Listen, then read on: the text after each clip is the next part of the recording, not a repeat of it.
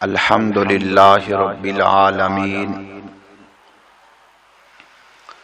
والصلاة والسلام علی سید الانبیاء والمرسلین وعلی آلہ واصحابہ واہل بیتہ واولیاء امتہ اجمعین، اما بعد۔ اعوذ باللہ من الشیطان الرجیم، بسم اللہ الرحمن الرحیم۔ لقد کان لکم فی رسول اللہ اسوۃ حسنہ، صدق اللہ العظیم۔ ان اللہ وملائکتہ یصلون علی النبی یا ایہا الذین آمنوا صلوا علیہ وسلموا تسلیما۔ تمام احباب محبت کے ساتھ درود پاک پڑھو۔ الصلاۃ والسلام علیک یا سیدی یا رسول اللہ وعلی آلک واصحابک یا سیدی یا حبیب اللہ۔ الصلاۃ والسلام علیک یا سیدی یا خاتم النبیین وعلی آلک واصحابک یا سیدی یا رحمت للعالمین۔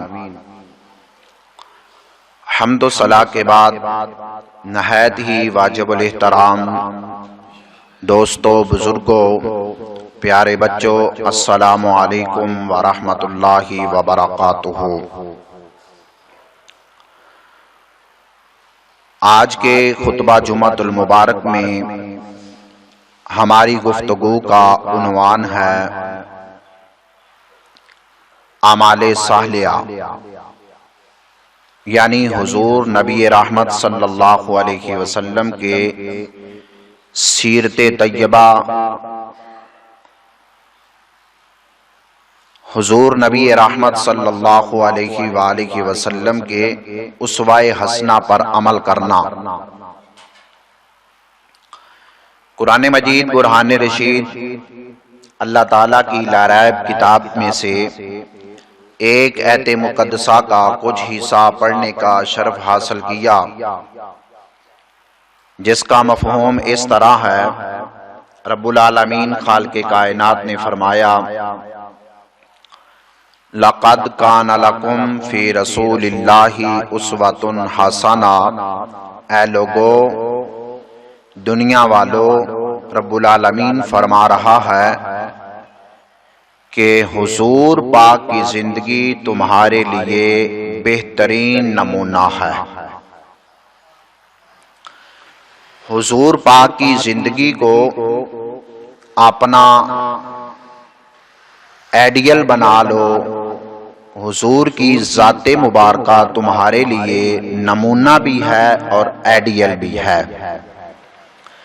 تو اس لیے آج کے اس خطبہ جمعۃ المبارک میں حضور نبی رحمت صلی اللہ علیہ وآلہ وسلم کی چند احادیث کا مفہوم بیان کیا جائے گا۔ اللہ پاک حق کہنے کی توفیق عطا فرمائے، حق پر عمل کر کے ہمیں سبھی کو اللہ تعالیٰ کو راضی کرنے والا بنائے۔ حضرت ابو ہریرہ رضی اللہ عنہ کی روایت سے ہے،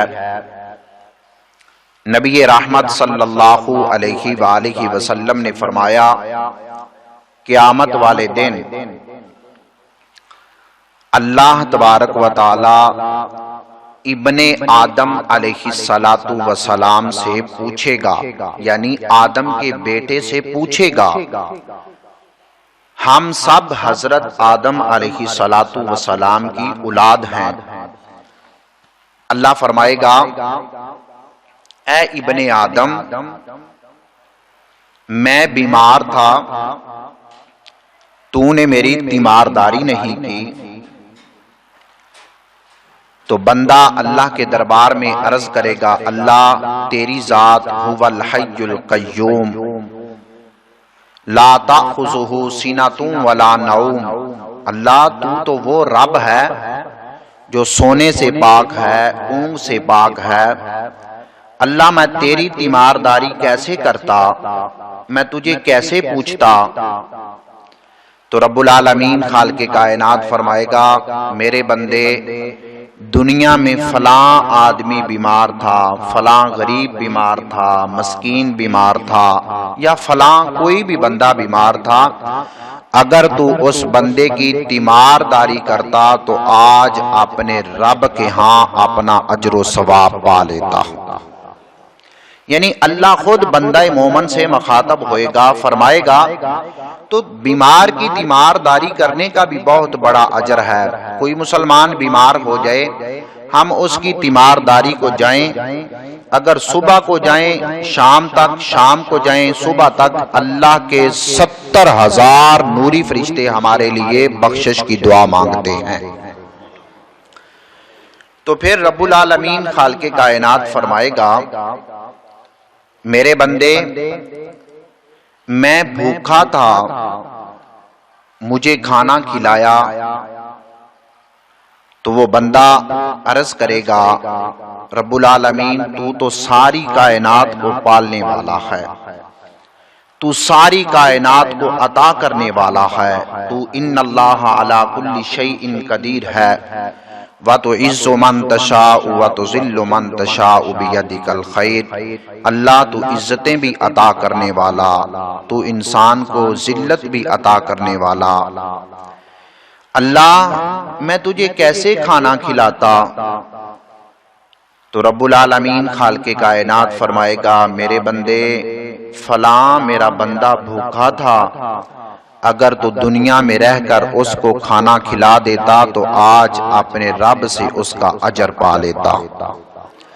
تو یہ رمضان شریف کا مقدس مہینہ، برکتوں والا مہینہ، رحمتوں والا مہینہ بھی آنے والا ہے۔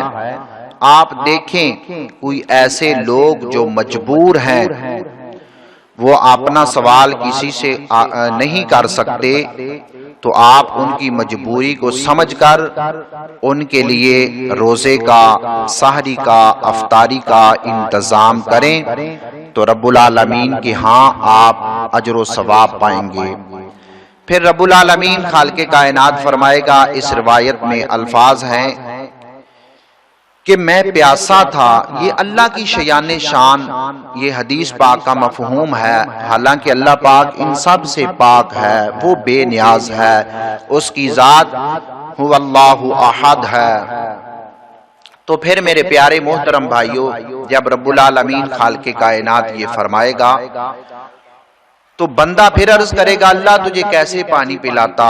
تو رب العالمین فرمائے گا میرا فلاں بندہ پیاسا تھا، اگر تو اس کو پانی پلا دیتا تو اپنے رب سے اپنا اجر پا لیتا۔ اس کی تھوڑی سی آواز تیز کرو۔ تو میرے پیارے محترم بھائیوں، کسی پیاسے کو پانی پلا دینا یہ بھی بہت بڑا اجر ہے۔ جس طرح روایت ہے، ایمان تازہ ہو جائے گا کہ دیکھو وہ ایک فحشہ عورت تھی، اس نے ایک کتے کو پانی پلا دیا۔ اس فحشہ کی اللہ نے برائیوں کو نہیں دیکھا۔ وہ فحشہ عورت اس نے اپنے جوتے سے اس کنویں میں پانی لٹکا کر اپنے جوتے کو، تو اس سے پانی تھوڑا سا نکالا، تو اللہ پاک کو وہ اس کی ادا اتنی پسند آئی، اللہ نے اس فحشہ کی ساری زندگی کے گناہوں کو معاف فرما کے جنت عطا فرما دی۔ تو اس حدیث مبارکہ سے پتہ چلا کسی کو کھانا کھلانا یہ بھی بہت بڑا اجر ہے، کسی بیمار کی تیمارداری کرنا یہ بھی بہت بڑا اجر ہے، کسی کو پانی پلا دینا یہ بھی بہت بڑا اجر ہے۔ حضرت ابو ہریرہ رضی اللہ عنہ سے دوسری روایت جس کا مفہوم اس طرح ہے، امام الانبیاء والی دو جہاں امت کے غمخوار کریم آقا صلی اللہ علیہ وآلہ وسلم نے فرمایا جو انسان اللہ تعالیٰ پر بھی ایمان رکھتا ہے اور آخرت پر بھی ایمان رکھتا ہے تو وہ انسان اپنے مہمان کا احترام کرے۔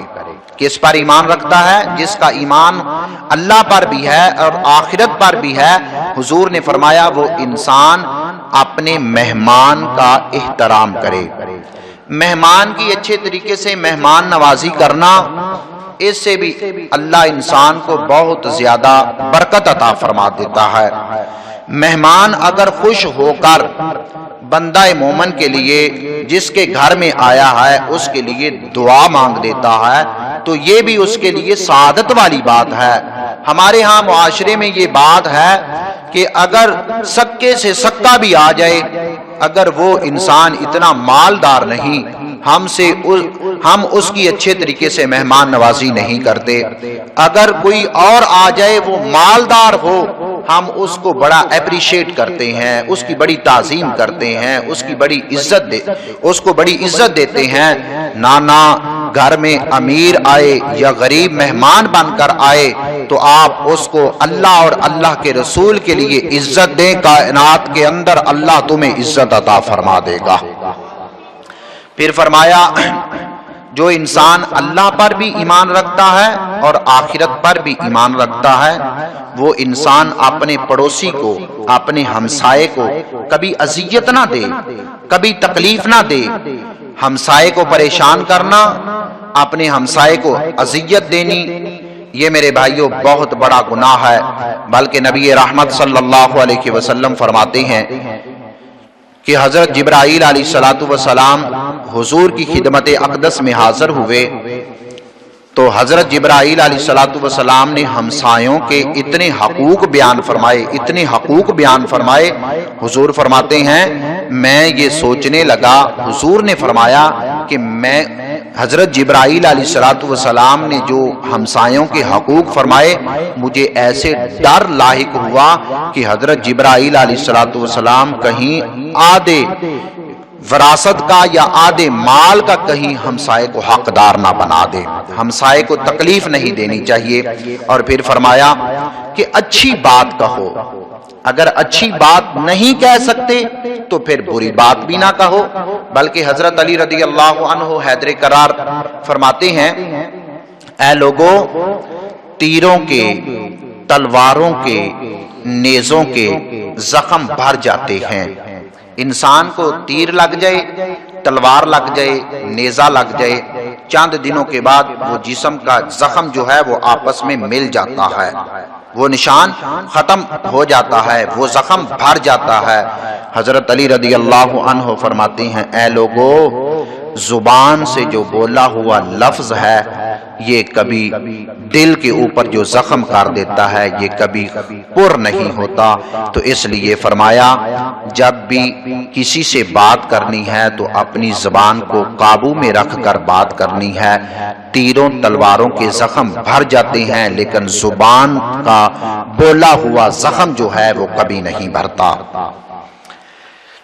نبی رحمت صلی اللہ علیہ وسلم کے صحابی حضرت سعد بن عاص رضی اللہ عنہ فرماتے ہیں حضور پاک نے اپنی امت کو پیغام دیا، اپنی امت کو درس دیا۔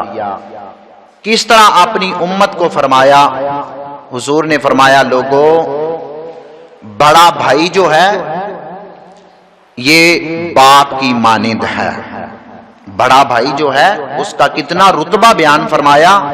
آج ہمارے نوجوان جو ہیں یہ بڑے بھائی کو اتنی زیادہ عزت اور اہمیت نہیں دیتے۔ حضور کا فرمان ہے کہ بڑا بھائی جو ہے وہ گھر میں ایسے مقام رکھتا ہے جیسے باپ مقام رکھتا ہے۔ اور اکثر جو ہے ہم وہ باپ دنیا سے چلا جاتا ہے تو ہم پھر صاحبزادوں میں سے، بیٹوں میں سے جو وہ دستار بندی کا ایک طریقہ ہوتا ہے، یہ صرف رسم رواج نہیں بلکہ یہ دستار جو رکھی جاتی ہے یہ ایک ذمہ داری انسان پر رکھی جاتی ہے، اس کے کندھوں پر بوجھ آ جاتا ہے۔ پھر وہ فیملی کے جیسے باپ معاملات دیکھتا تھا ایسے ہی وہ بیٹا دیکھے हुजूर नबी रहमत सल्लल्लाहु अलैहि वसल्लम तशरीफ फरमा है। मेरे मुस्तफ़ा की खिदमत अक़दस में आपके चाचा हजरत अब्बास रदियल्लाहु अन्हु आए। मदीने के ताजदार इमामुल अंबिया सल्लल्लाहु अलैहि वसल्लम अपनी मसनद से उठकर अपने चाचा का एहतराम करते हैं। मेरे मुस्तफ़ा अपने चाचा की पेशानी पर बोसा देते हैं। सहाबा फरमाते हैं, या रसूल अल्लाह, या हबीब अल्लाह, आप अपनी मसनद से उठकर अपने चाचा का एहतराम कर रहे हैं, उनकी पेशानी पर बोसा भी दे रहे हैं। तो मेरे महबूब करीम आका सल्लल्लाहु अलैहि वसल्लम ने फरमाया, ऐ दुनिया वालों, मैं अपनी उम्मत को ये पैगाम देना चाहता हूं, बेटा तो बेटा रहा, अगर आपके घर में चाचा भी आ जाए तो आपने उन चाचे से भी बाप जैसा सलूक करना है, बाप जैसी मोहब्बत करनी है। तो इसलिए मेरे प्यारे मुहतरम भाइयों, इस हदीस मुबारका से पता चला कि इंसान का जो भाई है, बड़ा भाई जो है, वो भी जिस तरह बाप की इज्जत की जाती है, इस तरह उसकी भी इज्जत की जाए। अगर घर में चाचा आ जाए तो फिर उस चाचे का भी अदब व एहतराम करना है। थोड़ा सा आगे चलते हैं। मेरे मुस्तफ़ा तशरीफ फरमा है। मेरे मुस्तफ़ा की खिदमत अक़दस में सहाबा इकराम रदियल्लाहु अन्हुम का जम्मे गफीर है। एक बूढ़ी सी माई मेरे मुस्तफ़ा की खिदमत में आती है। हुजूर अपनी मुजम्मल की कमली, मुदस्सर की चादर उस बूढ़ी माई के लिए बिछा देते हैं। जब वो वापस चली जाती है तो सहाबा इकराम रदियल्लाहु अन्हुम अर्ज करते हैं, या रसूल अल्लाह, या हबीब अल्लाह, वो बूढ़ी माई जिसको आपने इतनी इज्जत दी, इतना प्रोटोकॉल दिया, उसका इतना एहतराम किया, या रसूल अल्लाह, वो बूढ़ी माई कौन थी? मेरे करीम आका लजपाल मदीने के ताजदार ने फरमाया, ऐ मेरे सहाबा, वो हुजूर सल्लल्लाहु अलैहि वसल्लम की वालदा हजरत हलीमा सादिया आई थी। हजरत हलीमा सादिया रदियल्लाहु अन्हा आई थी। तो जो हकीकी माँ हो, जो हकीकी बाप हो, उसको कितनी इंसान को चाहिए कि उसको इज्जत दे। आज देखो अखबारात में, सोशल मीडिया पर, इलेक्ट्रॉनिक मीडिया पर देखो कि वालिदैन के साथ कैसा सलूक किया जा रहा है। मेरे भाइयों, मौत का पता नहीं। अगर वालिदैन हयात हैं तो आपने अगर मुझ समेत उनकी नाफरमानी कर ली है तो हम सिद्के दिल से उनके पांव पकड़कर माफ़ी मांगे कि मेरे बाप, मेरी वालदा, मुझसे गलती हो गई है, मैं माफ़ी मांगता हूँ। आप आज से ही उनसे माफ़ी मांगे। अगर वालिदैन या वालिद या वालदा वो दुनिया से चले गए हैं तो उनकी कब्र पर जाकर उनके लिए इस्तिगफार भी करें और उनके दराजात की बुलंदी की दुआ भी करते रहा। नबी रहमत सल्लल्लाहु अलैहि वसल्लम के गुलामों, मेरे मुस्तफ़ा करीम आका सल्लल्लाहु अलैहि वसल्लम का फरमाने आलीशान है। हदीस का मफहूम है, इसके रावी जनाब हजरत अबू हुरैरा रदियल्लाहु अन्हु हैं। हुजूर ने फरमाया, एक ताजर था, वो तजारत का कारोबार करता था। अल्लाह पाक ने इस कायनात के अंदर 10 हिस्से रिज़्क़ के रखे हैं और अल्लाह ने 9 हिस्से जो हैं वो कारोबार में रखे हैं। एक हिस्सा रिज़्क़ का जो है वो अल्लाह ने इस माशरे कायनात में अल्लाह ने वो रख दिया है।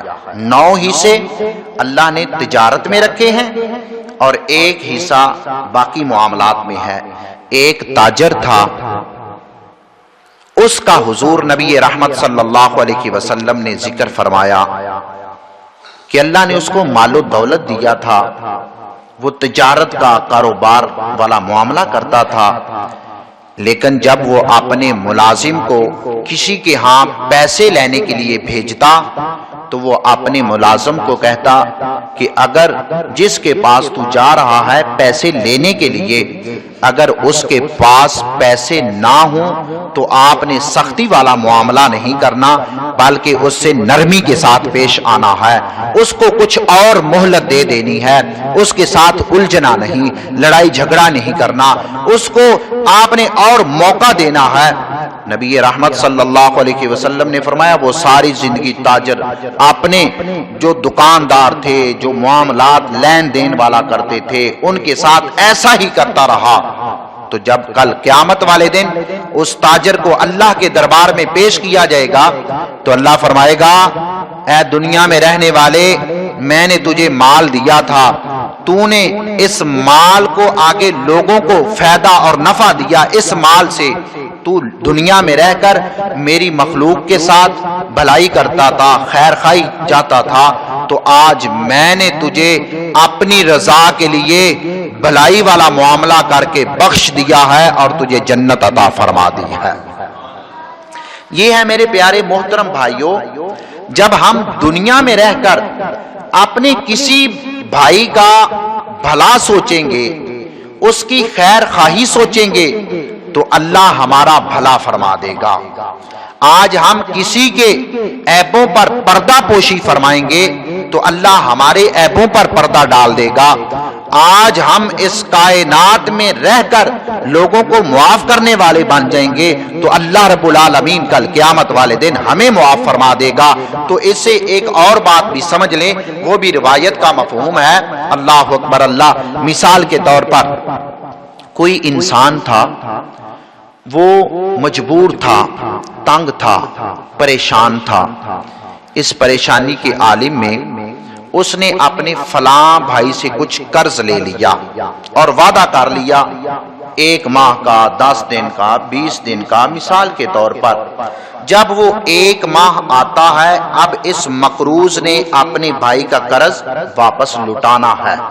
کیا کرنا ہے؟ واپس لوٹانا ہے۔ لیکن یہ انسان کوشش کرتا ہے، کوشش کے باوجود وہ 1 ماہ بعد جو اس نے قرض لیا تھا، مثال کے طور پر 10,000 20,000 یا اس سے زائد، وہ قرض واپس نہیں لٹا سکا۔